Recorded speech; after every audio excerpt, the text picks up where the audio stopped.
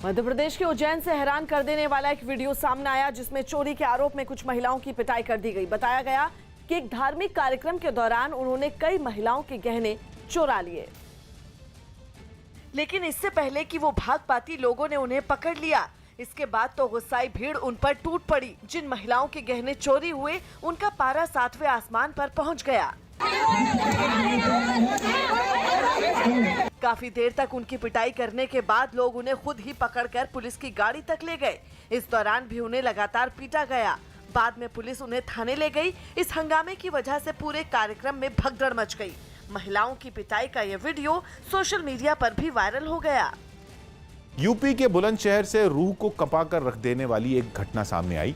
वहां एक आदमी ने अपनी पत्नी और 2 बेटियों की हथौड़ा मारकर हत्या कर दी, जबकि हमले के बाद से उसकी तीसरी लड़की की हालत नाजुक है। बताया गया कि आरोपी को चारों के चरित्र पर शक था। आरोप है कि इसी वजह से उसने बीती रात उन पर हमला कर दिया, जिसका पता इलाके के लोगों को सुबह चला, जिसके बाद आरोपी के मकान के बाहर भीड़ जुट गई। उन लोगों ने इस घटना की सूचना पुलिस को दी।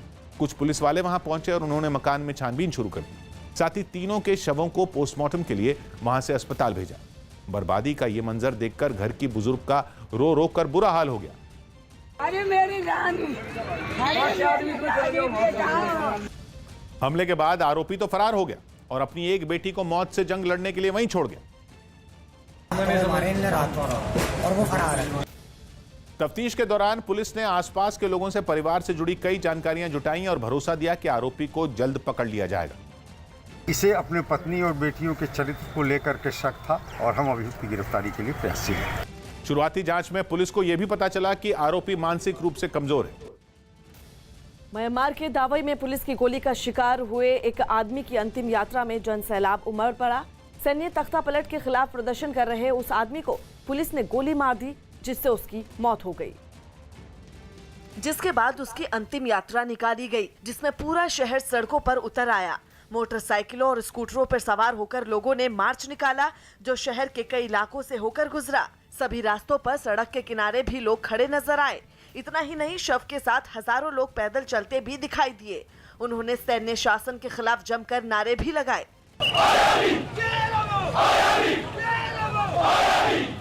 इसके बाद हजारों लोगों ने नम आंखों से उनका अंतिम संस्कार किया।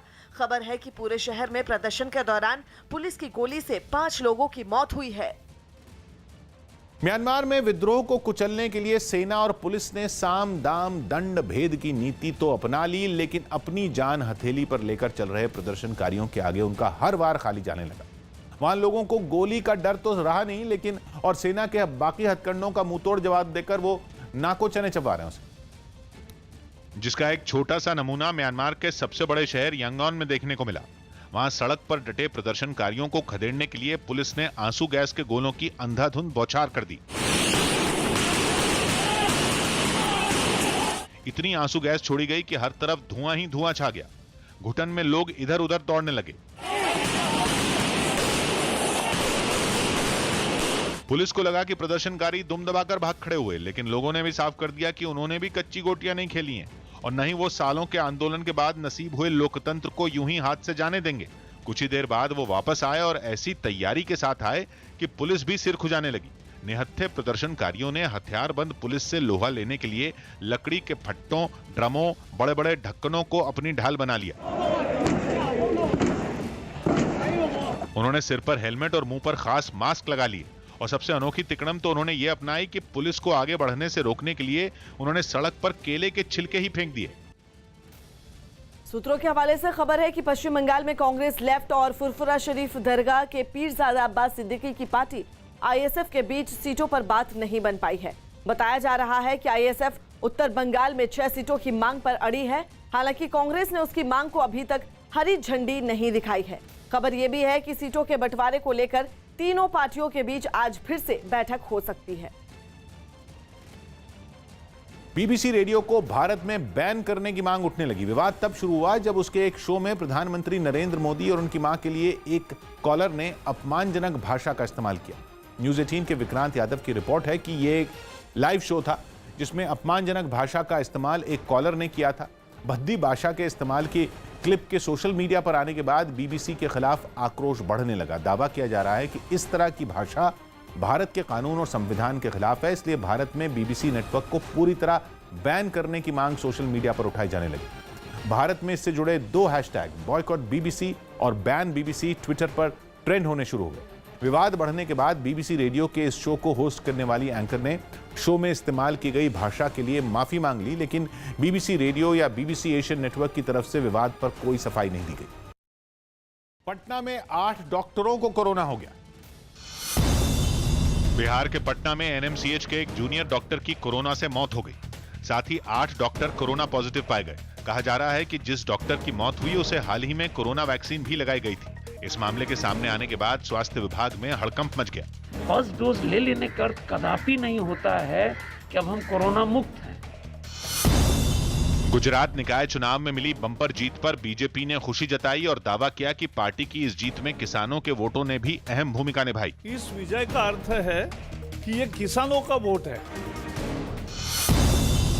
हाथरस हत्याकांड के मुख्य आरोपी गौरव शर्मा पर 1 लाख का इनाम घोषित किया गया। आरोप है कि गौरव ने छेड़खानी की शिकायत करने पर लड़की के पिता को गोली मार दी थी। कहा जा रहा है कि वो इस वारदात के बाद जिस कार से फरार हुआ उस पर विधायक लिखा हुआ था और विधानसभा का स्टिकर भी लगा था। इस मामले में अब तक 3 आरोपी गिरफ्तार किए जा चुके हैं। जिनकी गिरफ्तारी पर 25-25 हजार रुपए का इनाम घोषित है, उनको पुलिस द्वारा गिरफ्तार किया गया है। पटना में बिहार विधानसभा के बाहर कुछ लेफ्ट के विधायकों ने प्रदर्शन किया। इन्होंने सरकारी स्कूलों में छात्रों को स्मार्टफोन देने की मांग रखी। साथ ही मजदूरों को मनरेगा में 200 दिन काम देने का मुद्दा उठाया।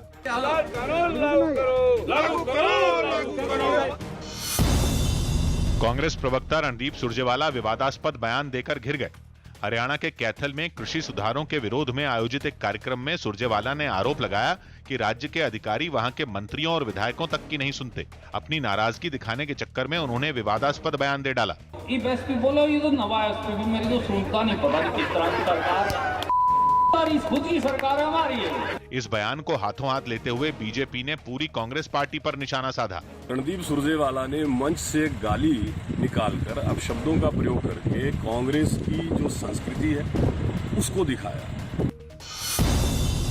महाराष्ट्र के जलगांव में मौजूद एक महिला हॉस्टल में कुछ महिलाओं से बिना कपड़ों के डांस कराने के मामले को बीजेपी ने विधानसभा में उठाया, जिसके बाद राज्य सरकार ने इस केस में जांच के आदेश दे दिए। आरोप है कि कुछ पुलिस वालों ने उन महिलाओं से जबरन ऐसा करवाया था। इंक्वायरी लगाई है और वो इंक्वायरी में क्या होता है इसके अनुसार से आगे की बात करेंगे। बीजेपी ने चेतावनी दी कि इस मामले में अगर 2 दिन में जांच नहीं की गई तो वो विरोध करने के लिए सड़कों पर उतरेंगे। सरकार अगर गंभीर नहीं है, संवेदनशील नहीं है तो तत्काल हम मांग करते हैं महाराष्ट्र में राष्ट्रपति राजवट लागू होनी चाहिए। मुंबई के पास कल्याण स्टेशन से दिल दहला देने वाली तस्वीर सामने आई, जहां एक टीसी ने चलती ट्रेन से गिर रहे एक यात्री को बाल बाल बचा लिया। ये पूरी घटना वहां लगे एक सीसीटीवी कैमरे में रिकॉर्ड हो गई, जिसमें साफ दिखा कि टीसी उस यात्री को बचाने के लिए उसे ट्रेन के अंदर की तरफ धकेलता दिखाई दिया। बताया गया कि ट्रेन में चढ़ते वक्त उस यात्री का हाथ फिसल गया, लेकिन जैसे ही प्लेटफॉर्म पर मौजूद टीसी की नजर उस पर पड़ी तो वो तुरंत उसकी मदद के लिए वहां पहुंच गया। मुंबई में एक बार फिर कोरोना के पैर पसारने के बाद सिद्धिविनायक मंदिर में जुटने वाली भीड़ को कम करने के लिए सख्ती बढ़ा दी गई। मास्क पहनने और सोशल डिस्टेंसिंग का पालन करने के अलावा सिद्धिविनायक के दर्शन के लिए भक्तों को ऑनलाइन रजिस्ट्रेशन भी कराना होगा, जहां उन्हें एक QR कोड मिलेगा और उस QR कोड को दिखाकर ही उन्हें मंदिर में एंट्री मिल सकेगी। वहां से जो तस्वीरें सामने आई उनमें एक तस्वीर में कुछ भक्त मंदिर के गेट पर अपना QR कोड स्कैन कराते नजर आए। भक्तों को कोई परेशानी न हो इसके लिए वहां कई कर्मचारी भी तैनात किए गए। ऐसा स्कैन करना, इधर ऊपर थोड़ा ऊपर पकड़िए और ऊपर।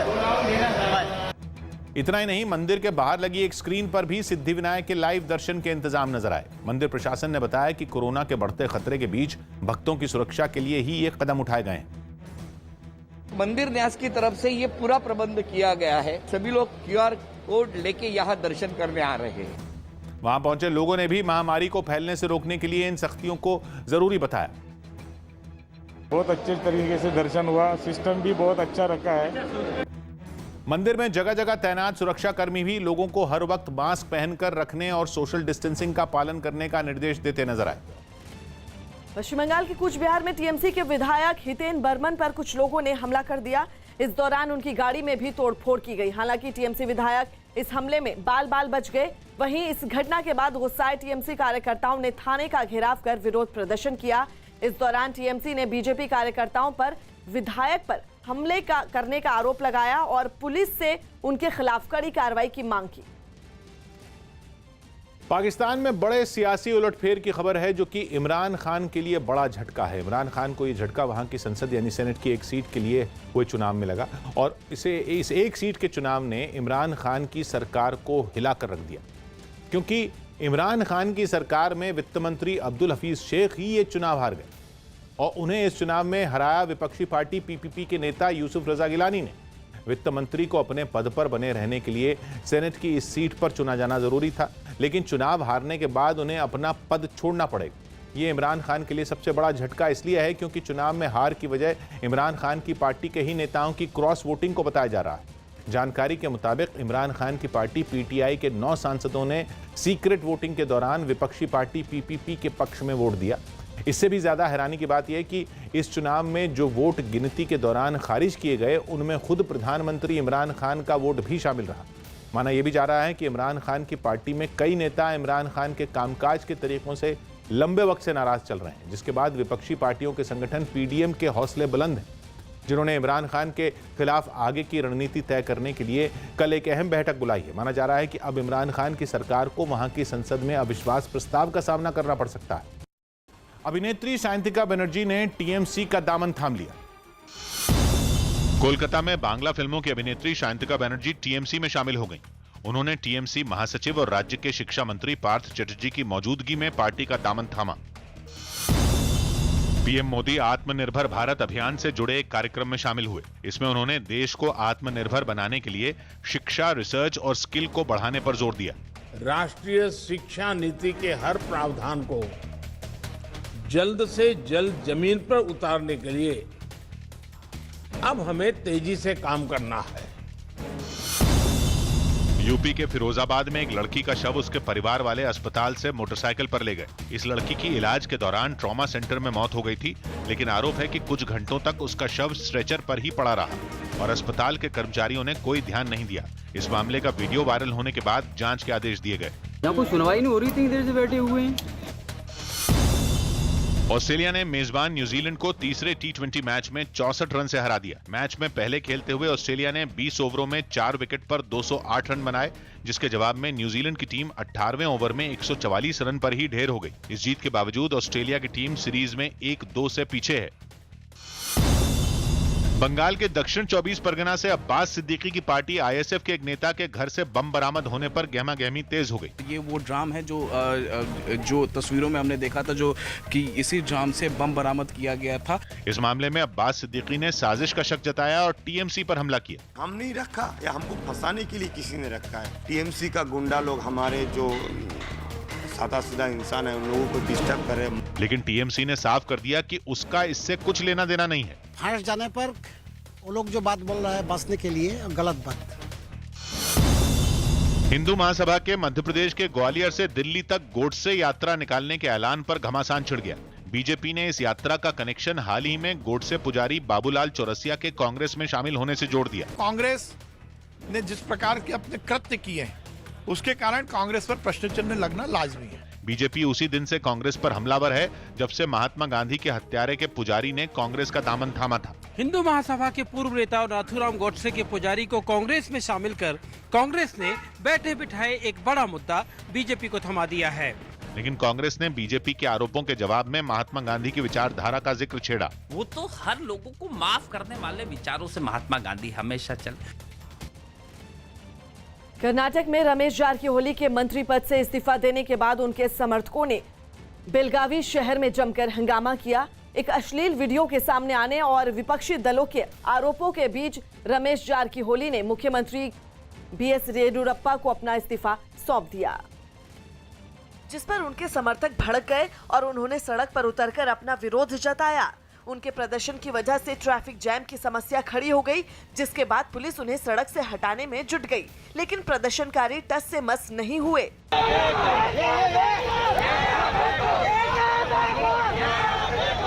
इसके बाद पुलिस को सख्ती बरतनी पड़ी। सभी प्रदर्शनकारियों को पकड़कर पुलिस ने अपनी गाड़ी में बैठा दिया। हालांकि प्रदर्शनकारियों का हंगामा वहां भी जारी रहा। कनाडा को ग्लोबल वार्मिंग की ऐसी भारी कीमत चुकानी पड़ रही है कि वहां सर्दियों की सौगात मानी जाने वाली बर्फ की सड़कों पर संकट के बादल मंडरा रहे हैं। अब सर्दी का मौसम सिकुड़ने लगा है और उसमें भी जितनी ठंड पड़ती है वो बर्फ की सड़कों को खोलने के लिए काफी नहीं, क्योंकि बर्फ की मोटाई इतनी हो गई है, हो ही नहीं पाती कि वो गाड़ियों के वजन को सह पाए। मौसम की मार का असर कनाडा के क्वेबेक प्रांत में 2 गांवों को आपस में जोड़ने वाली बर्फ की सड़क पर भी पड़ा है। असल में ये एक नदी है जो हर साल सर्दी में जमकर सड़क की शक्ल ले लेती है। जाड़े में इस पर भारी भरकम ट्रक दौड़ा करते हैं, लेकिन इस बार उस हिसाब से बर्फ जमी ही नहीं। नतीजा ये हुआ कि आइस रोड पर इक्का दुक्का कारें ही चलती नजर आईं। ये भी बताया गया कि पहले बर्फ की मोटाई 1 मीटर तक हुआ करती थी, लेकिन इस बार 14 इंच तक खोदते ही सड़क के नीचे पानी नजर आ गया।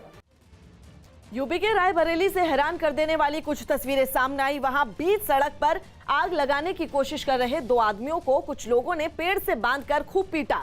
बताया गया कि वो दोनों शराब के नशे में वहां पहुंचे थे, जिन्हें कुछ लोगों ने पकड़ लिया और फिर दोनों को रस्सी की मदद से एक पेड़ से बांध दिया। गुस्साई भीड़ ने दोनों आरोपियों की जमकर पिटाई भी की। इस मामले की जानकारी मिलते ही वहां पुलिस वाले पहुंचे, लेकिन वो उन आरोपियों को लोगों के चंगुल से छुड़ाने की बजाय उनका वीडियो बनाने में जुट गए। हालांकि कुछ देर बाद उन्होंने पेड़ से बंधे दोनों आरोपियों की रस्सी खोली और उन्हें वहां से ले गए। हरियाणा के करनाल से दिल दहला देने वाला एक वीडियो सामने आया, जिसमें 2 गुटों के लोग एक दूसरे पर ईंट और पत्थर बरसाते दिखे। बताया गया कि इन लोगों के बीच गली में बाइक खड़ी करने पर झगड़ा हुआ और बात हाथापाई तक पहुंच गई। जिसके बाद कुछ लोग सड़क पर एक लड़के को घेर कर पीटते दिखे। मारपीट से पहले दोनों पक्षों के बीच वहां तनातनी भी हुई। यहीं से बात बिगड़ी और फिर दोनों गुट के लोग एक दूसरे पर ईंट पत्थर बरसाने लगे। भरे बाजार हुई इस मारपीट में कुछ लोगों को चोट भी आई। ये पता नहीं कहां से 10-15 बंदे पता नहीं कहां से इन्होंने बुला लिया। मारपीट के बाद जब ये लोग अस्पताल पहुंचे तो वहां भी आपस में उलझ गए, जबकि दूसरे पक्ष के लोगों ने खुद पर लगे मारपीट के आरोपों को गलत बताया। बाद में पुलिस के दखल के बाद हंगामा शांत हुआ। 5 राज्यों के विधानसभा चुनावों के लिए उम्मीदवारों के नामों पर बीजेपी आज मंथन करेगी। 5 राज्यों के विधानसभा चुनावों के लिए उम्मीदवारों के नामों पर मंथन के लिए बीजेपी की केंद्रीय चुनाव समिति यानी CEC की बैठक आज शाम 6 बजे होगी। बीजेपी मुख्यालय में होने वाली इस बैठक में प्रधानमंत्री नरेंद्र मोदी और पार्टी अध्यक्ष JP नड्डा समेत CEC के तमाम सदस्य हिस्सा लेंगे। सूत्रों के हवाले से खबर है कि पश्चिम बंगाल में TMC 5 मार्च को सभी सीटों के लिए एक साथ अपने उम्मीदवारों की घोषणा कर सकती है। इसके साथ ही 9 मार्च को पार्टी अपना मैनिफेस्टो जारी करेगी। तमिलनाडु की पूर्व मुख्यमंत्री जयललिता की सहयोगी रही VK शशिकला ने राजनीति से संन्यास लेने का ऐलान कर दिया। शशिकला का यह फैसला जेल की सजा काटकर वापस लौटने के कुछ ही दिन बाद आया। हालांकि कुछ रोज पहले उनके भतीजे ने शशिकला के विधानसभा चुनाव लड़ने का दावा किया था। उत्तर प्रदेश के बुलंदशहर में DM ऑफिस के गेट पर भारतीय किसान यूनियन के कार्यकर्ताओं ने गन्ना भुगतान, बढ़ती महंगाई और बिजली समेत कई मुद्दों को लेकर धरना प्रदर्शन किया।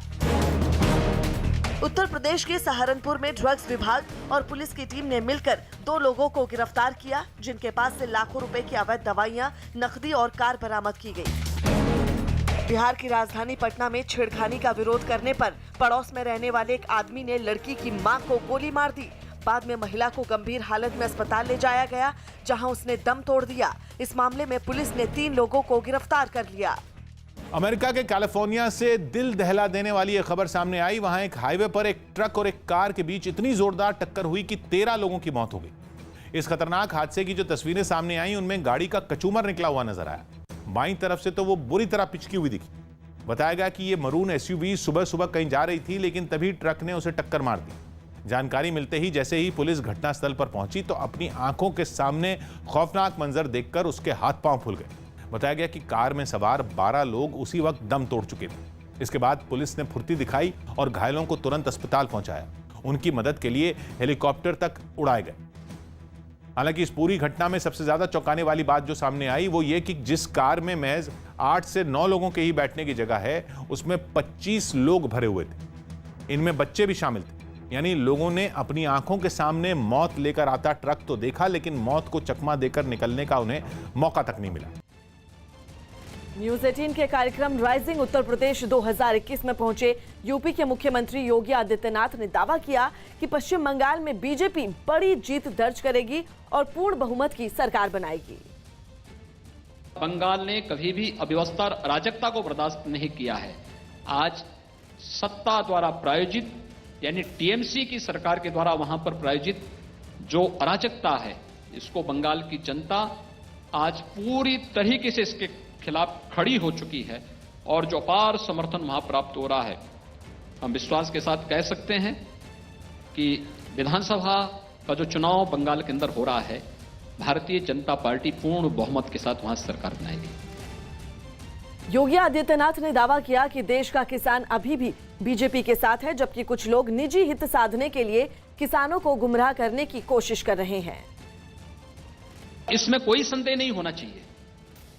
किसान आंदोलन भोले भाले किसानों के कंधों पर बंदूक रख करके जो लोग हर क्षेत्र में फेल हो चुके थे, फ्लॉप हो चुके थे, इनके द्वारा, उन लोगों के द्वारा, उन तत्वों के द्वारा इस मामले में गुमराह, जिनका खेती किसानी से कोई लेना देना नहीं, वे लोग अपना निशाना साधने का कार्य कर रहे हैं। अन्यथा जितना काम हुआ है, तीनों कृषि संबंधी कानून और उससे पहले के जो कार्य हुए हैं, ये सभी परिवर्तन और सभी कार्य मोदी जी के नेतृत्व की सरकार ने किए हैं और प्रदेश में भारतीय जनता पार्टी नेतृत्व की सरकार ने किए हैं।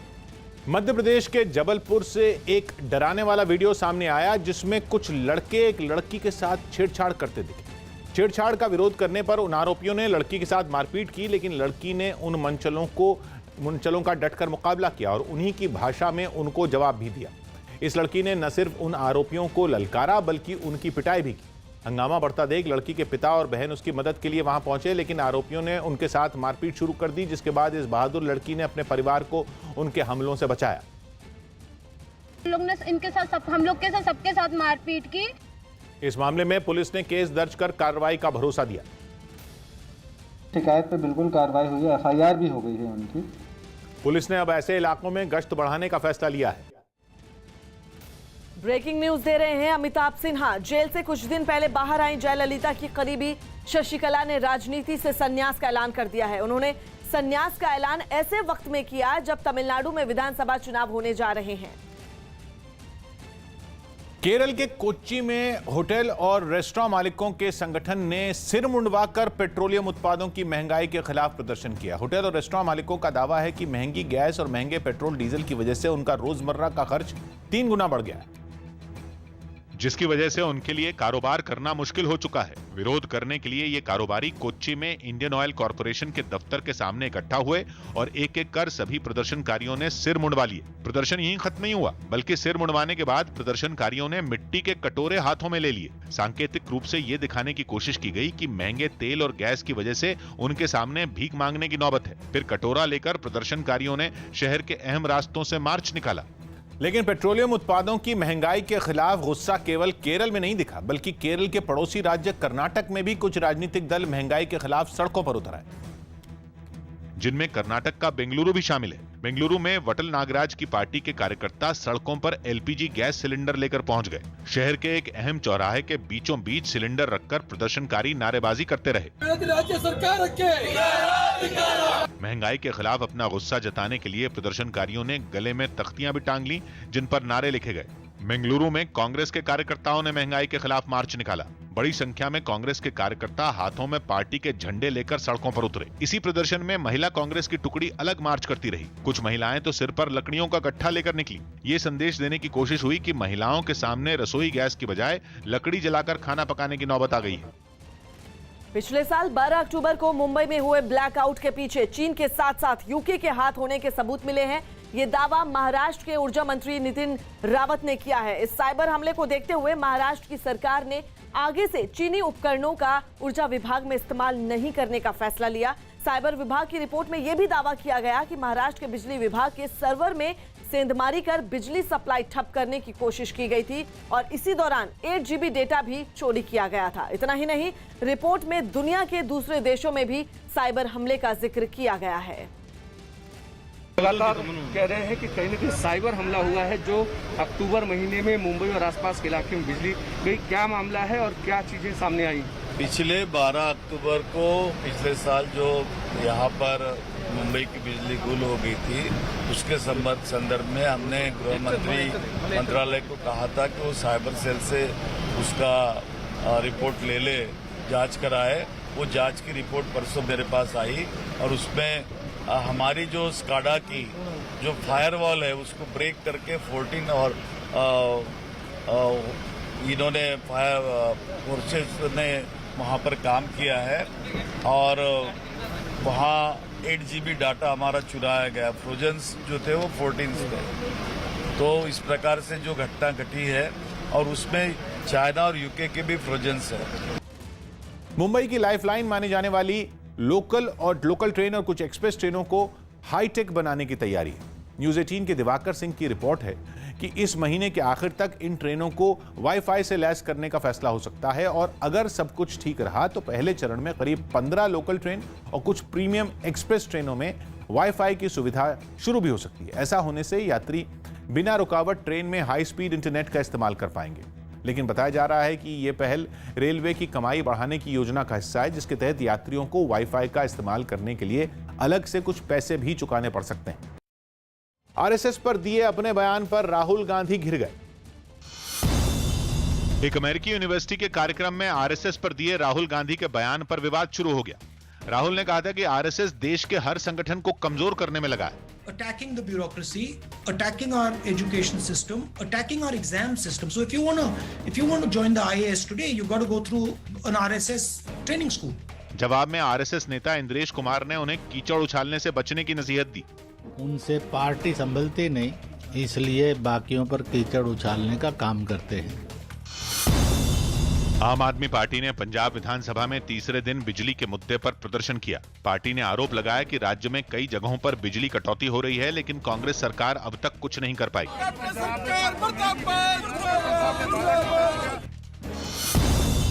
अहमदाबाद पुलिस ने आयशा के खुदकुशी मामले में घिरे उसके पति को गिरफ्तार कर लिया, जिसके बाद अदालत ने उसे शुक्रवार तक रिमांड पर भेज दिया।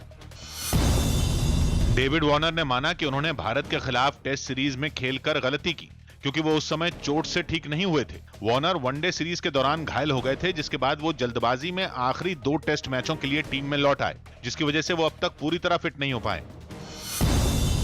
केंद्रीय सूचना और प्रसारण मंत्रालय ने साफ किया कि ओटीटी प्लेटफॉर्म और डिजिटल मीडिया से जुड़े नए दिशा निर्देशों का पालन करवाने का अधिकार सिर्फ उसके पास है। इसके लिए राज्य सरकारों, डीएम या फिर किसी भी पुलिस कमिश्नर को अधिकार नहीं दिए गए। इससे पहले मणिपुर में इंफाल वेस्ट के डीएम ने एक डिजिटल टॉक शो के होस्ट को नोटिस भेजा था। इसी पर केंद्र ने यह बयान जारी किया।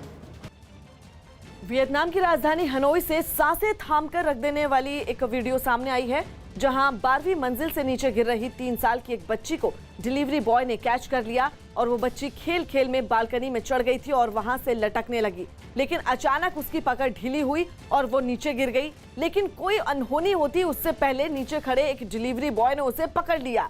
वीडियो में दिखा कि बालकनी से लटकने के बाद भी वो मासूम काफी देर तक एक हाथ से रेलिंग को पकड़े रही। बताया गया कि सामने वाली बिल्डिंग की एक महिला ने बच्ची को बालकनी से लटकता देख लिया, जिसकी चीखें सुनते ही नीचे खड़े डिलीवरी बॉय ने उस मासूम को पकड़ लिया। केंद्रीय सड़क परिवहन मंत्री नितिन गडकरी ने दावा किया कि जल्द ही भारत दुनिया का सबसे बड़ा मैन्युफैक्चरिंग हब बनेगा। न्यूज 18 से एक्सक्लूसिव बातचीत में उन्होंने कहा कि दुनिया भर की कंपनियां भारत में इलेक्ट्रिक गाड़ियां बनाने आएंगी, जिससे ऑटोमोबाइल सेक्टर की तस्वीर बदल जाएगी। हमारा देश ऑटोमोबाइल हब वर्ल्ड का नंबर 1 का बनेगा 5 साल के अंदर। ये हमारा सपना है। अब 4.5 लाख करोड़ की इंडस्ट्री है, 10 लाख करोड़ की होगी। रोजगार मिलेंगे, एक्सपोर्ट बढ़ेगा और आत्मनिर्भर भारत में ऑटोमोबाइल इंडस्ट्री में ई व्हीकल, ई कार, ई बस, ई स्कूटर, बाइक, 2 व्हीलर और उसके साथ ethanol, methanol, biodiesel, bio CNG, electric आएगी और देश की तस्वीर बदलेगी।